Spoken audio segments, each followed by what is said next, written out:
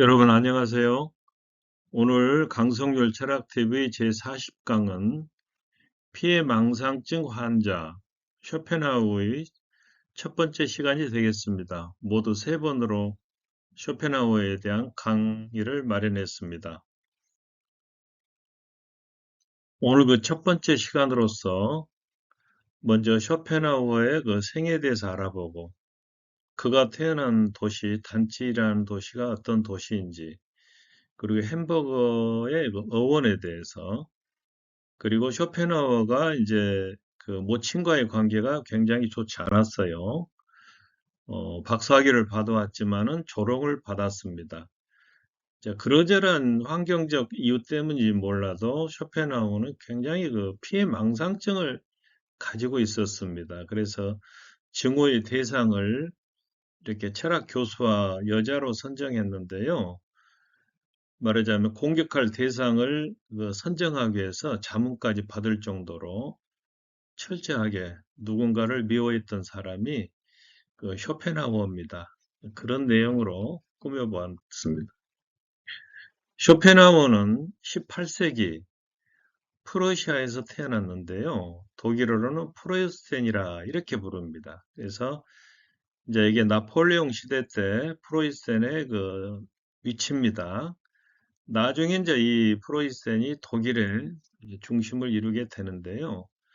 여기가 이제 나폴레옹 시대에 주변의 그 환경들입니다. 동쪽으로 러시아가 있고, 남쪽으로 오스트리아, 헝가리 제국이 있고, 이렇게 이웃에 이제 폴란드가 있고, 그렇죠.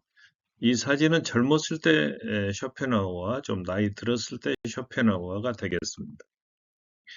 쇼펜하우어가 태어난 단지라는 도시는 오늘날의 이제 폴란드령에 있는 그다니스크로 바뀌었는데요. 이 한자 동맹의 제휴도시였습니다. 이 도시에서 쇼펜하우어는 부유한 상인의 일녀 중에 장남으로 태어났습니다. 여동생이 하나 있었단 얘기죠. 자, 여기서 잠깐 한자 동맹에 대해서 알아보자면은 북부 독일 도시들이 서로의 그 교역의 이익을 위해서 만든 조직입니다. 그래서 한자라고 하는 말은 도시 상인들의 조합이라 이런 뜻입니다. 그래서 한때는 이 도시의 수가 70 내지 80개에 이르렀다. 그래서 이 도시들은 16세기 초까지 북방무역을 독점하면서 해군과 법과 법정을 따로 가지고 있었다고 합니다. 여기가 이제 발틱해죠. 발틱해. 자, 그런데 이제 쇼펜하우어는 아버지하고 섣부른 약속을 하고 마는데요. 쇼펜하우어 아버지는 고지식하고 교양이 없는 추남이었던 데 비해서 그의 어머니는 재능을 가진 미모의 여류 작가였습니다. 그래서 이제 이 어머니가 19살 때 20년이나 연상인 남편하고 결혼해서, 그러니까 모든 수준이나 이 기질이 안 맞는 거예요. 그러니까 부부 사이가 아주 좋지 않았다고 합니다. 그래서 이제 함부르크로 이사를 가는데요. 거기에는 그 쇼펜하우어를 훌륭한 상인으로 키우려고 하는 그런 어떤 그 욕심이 있었습니다. 이 함부르크. 그러나 이제 쇼펜하우어 자신은 학자가 되려고 하는 그런 그 야망을 품고 있었다는 거죠. 자, 그래서 아버지가 이제 아들에게 일종의 어떤, 어, 말하자면 미끼를 던진다고 해야 될까요? 내가 정학자가 되려거든 함부르크에 남아있고 상인이 되겠다고 하면 우리와 함께 유럽 여행에 따라가거라. 그러니까 이제 어린 쇼펜하우어로서는 그 유혹을 뿌리칠 수 없어서 2년 동안 유럽 여행을 잘 마쳤습니다. 그런데 그러고 나니까 이제 내가 가고자 하는 길을 포기해야 되나 하면서 이제 절망감에 빠진 거죠. 아주 그 청년 시절의 쇼펜하우어인데요. 여기가 이제 오늘날에도 폴란드 그다니스크에 있는 그 쇼펜하우어 생가인데 이렇게 돼 있습니다. 자, 여기서 햄버거라고 하는 이 음식이 어떻게 해서 나오게 됐는가? 원래 이제 어원은 함부르크 샌드위치라 그런 뜻이에요. 함부르크라는 도시에서 질 낮은 고기들을 잘게 다져서 뭉친 뒤에 이걸 구워 먹었다고 합니다.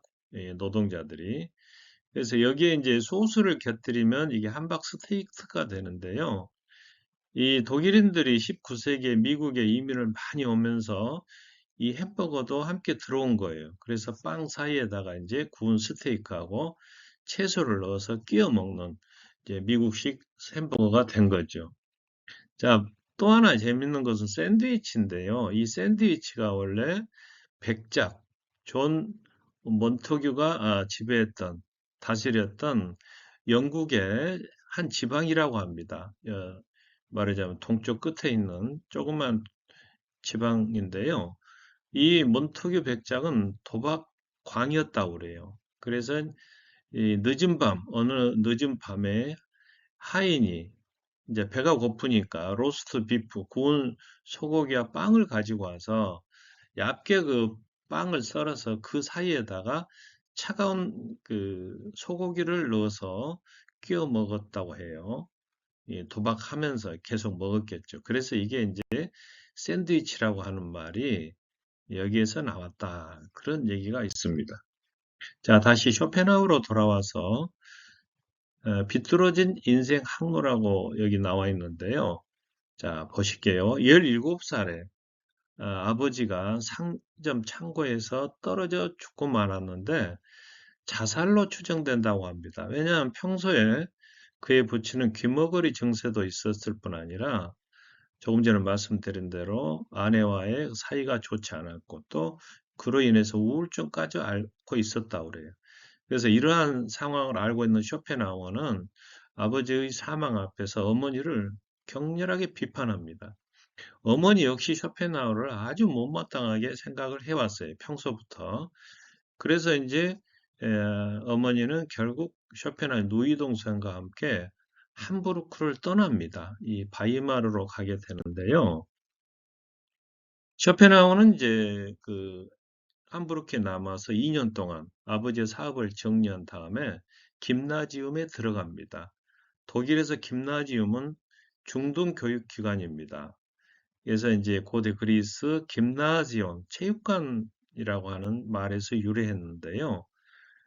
독일에서는 이제 19세기 초부터 대학 입학을 위한 일종의 준비 교육기관이 되어 있습니다. 오른쪽 사진은 2014년 7월에 제가 이제 독일 그 베를린에 갔을 때 김나지움에서 학생들이 그 남녀 간에 이렇게 구별 없이 축구 시합 하는 것을 이렇게 보고 왔었습니다. 쇼펜하우어와 모친과의 관계 좀 희한하다고 했죠. 자, 어머니는 그 막대한 그 아버지의 유산을 챙겨서 바이마르로 갔습니다. 함부르크에서. 그리고 이제 사교 생활, 방탕 생활에 빠져드는데 쇼펜하우어가 한번 찾아갔던가 봐요. 그리고는 대판 싸우고 헤어진 뒤로 어머니를 만나지 않았습니다. 그리고 쇼펜하우어가 이제 법적으로 성인이죠. 21살이 되자 어머니에게 정식으로 소송을 제기해서 아버지 재산의 3분의 1을 탄했어요. 그래서 쇼펜하우어는 사실은 대학 교수가 안 됐는데 그래도 경제적으로 별로 어려움 없이 살았어요. 이 바이마르라고 한 곳은 어떤 곳이냐면은 우리가 잘 아는 괴테와 실러의 그 말의 고향입니다. 철학자 니체도 음악가 그 리스트도 여기서 활동했는데요. 말하자면 특히나 이 괴테와 실러의 우정이 좋았던가 봐요. 두 사람은 서로 주고받는 그 지식의 교환 속에서 괴테의 파우스트, 실러의 빌렌베일이라고 하는 유명한 작품들을 남겼다고 합니다. 쇼펜하우는 처음에 göttingen 대학 의학부에 들어갔다가 칸트 연구가인 슐체의 강의를 듣고 철학으로 말하자면 방향을 바꾸게 됩니다. 이때 대학 다닐 때는 이제 나이 차이가 있었고 나이가 좀 많아서 들어갔으니까 성격도 괴팍했기 때문에 친구들과 잘 어울리지 못했다고 그래요. 그 덕분에 이제 학문에 전념한 결과 2년 뒤에는 베를린 대학으로 옮겨서 공부를 했고, 나중에 예나 대학에서 충족 이율의 4가지 근거에 관하여라고 하는 논문으로 박사학위를 받게 됩니다.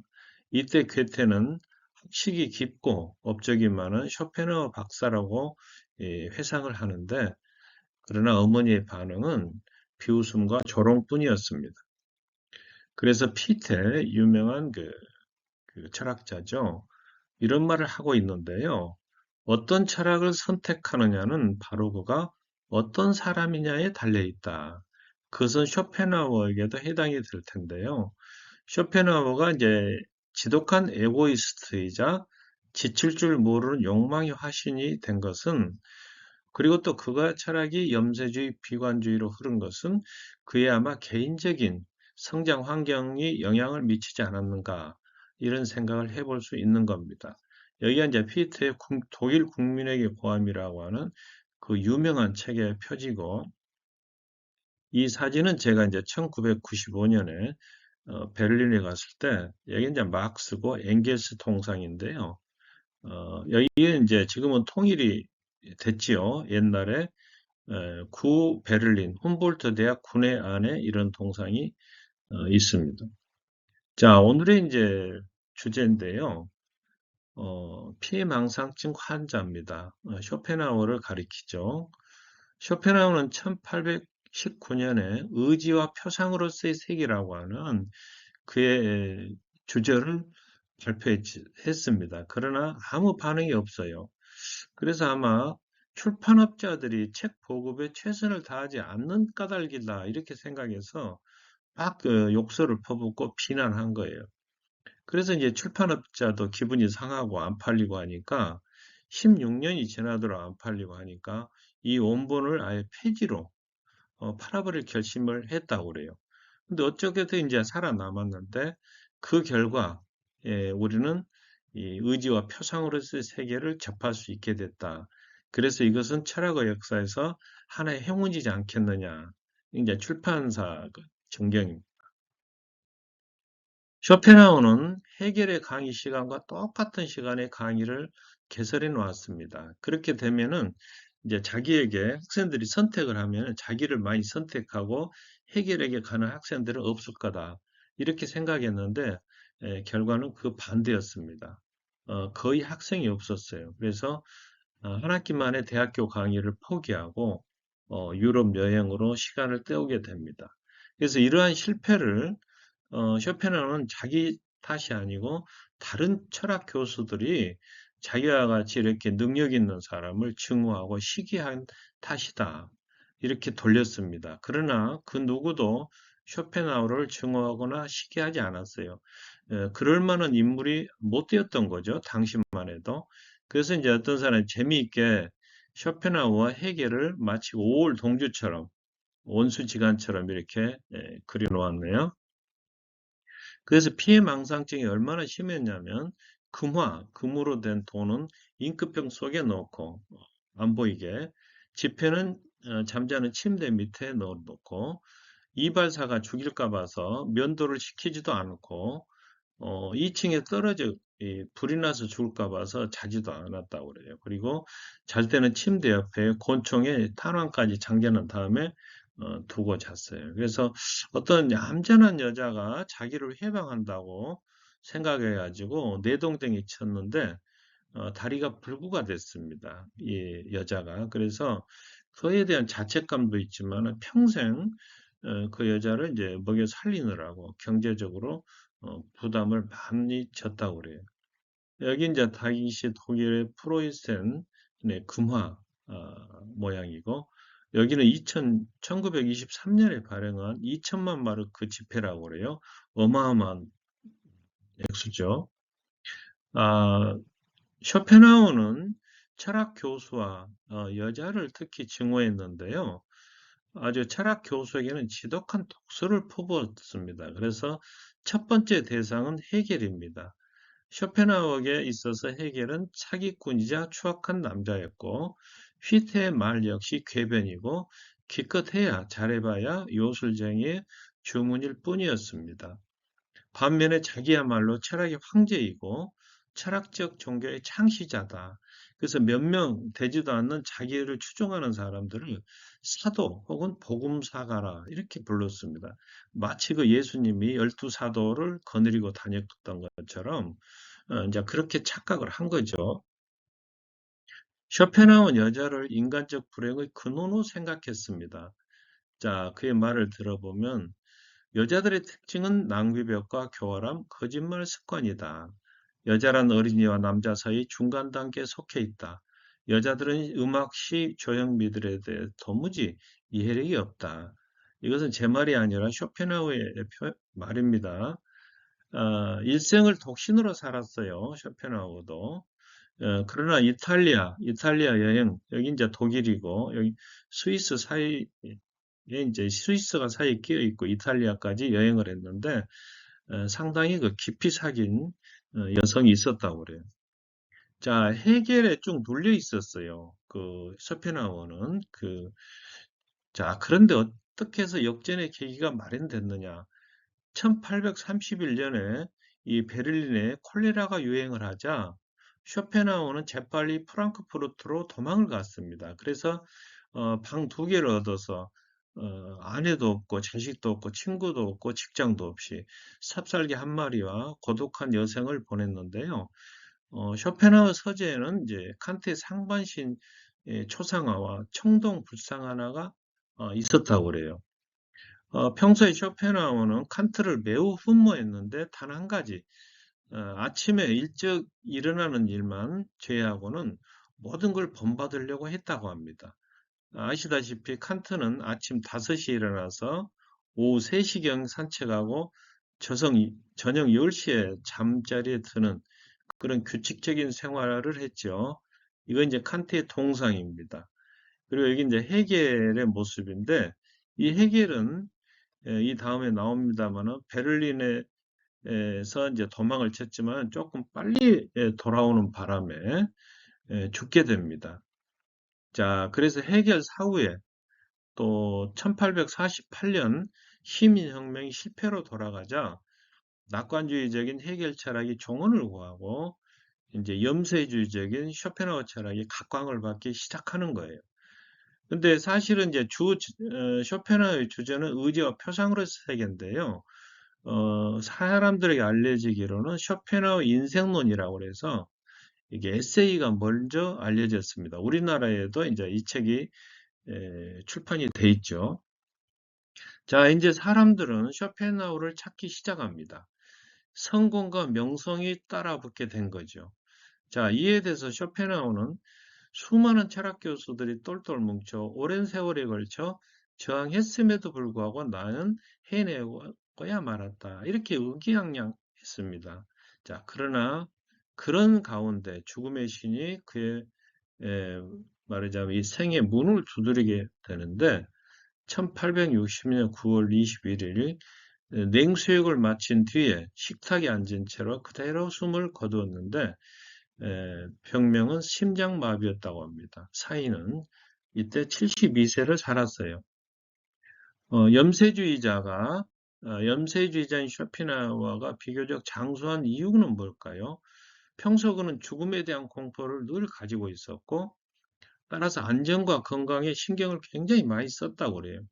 그래서 죽을 때는 혹시 내가 죽지 않은 상태로 땅에 묻히진 않을까 해서 유언을 하기를 장례식을 할 때 죽은 지 며칠 후에 장례식을 하라. 이런 유언을 남겼다고 그래요. 혹시 산채로 묻힐까 봐서. 죽은 후에 그의 재산은 자선단체에 기증이 됐고 그의 묘에는 검은 대리석 묘만 이렇게 묘비만 서 있다고 합니다. 그리고 거기에는 아더 쇼펜하우어라고는 이름만 이렇게 써 있다고 그래요. 프랑크푸르트 시립묘지에 있습니다. 오늘 이 시간 마무리하도록 하겠습니다. 쇼펜하우어는 그 생애 자체가 범상치 않았고 특히 어머니와의 관계가 역시 좋지 않았습니다.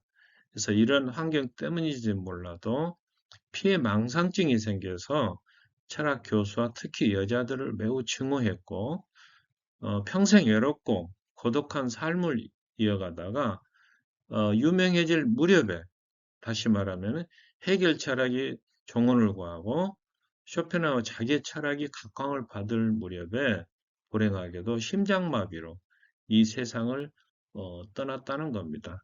자, 여러분, 이 다음 시간에 또 쇼펜하우어 철학으로 여러분들 영상을 드리도록 하겠습니다. 감사합니다.